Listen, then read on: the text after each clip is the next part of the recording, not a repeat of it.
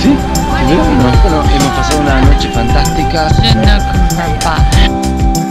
La iluminada ciudad de Tánger en Marruecos expresa sus diferentes facetas en situaciones muy distintas. Aquí, en el mercado central de Tánger, con Nordis Aldigueras, explicándonos las especias y sus propiedades. A preguntarle a nuestro gran amigo sobre el smen. Smen es como una manteca añejada. Tiene un aroma que me hace acordar a algo. Esto normalmente la leche se convierte en manteca. Claro. Y la manteca se trabaja con la mano. Con sal se mueve, se hace un poco de... una mezcla vía dedos, ¿no? Así. Sí. Y lo dejar, por lo menos debe de tener como un bebé, 9 meses, ¿no?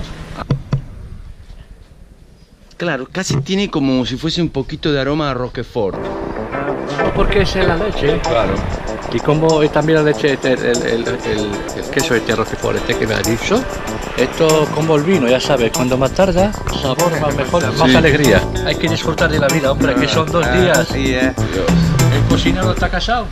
No, por suerte no, ya me ¿Está casado con la cocina? Vivo libre. Vives libre, ¿no? Como el sol de la mañana, yo soy libre.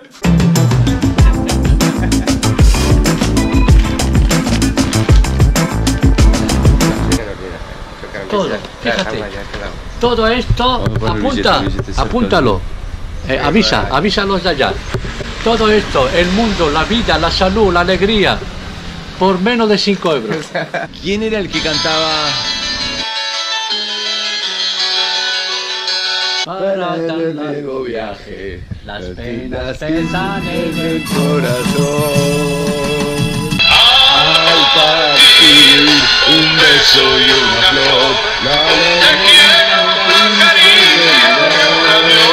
el equipaje para tan largo viaje, las penas pesan en el corazón.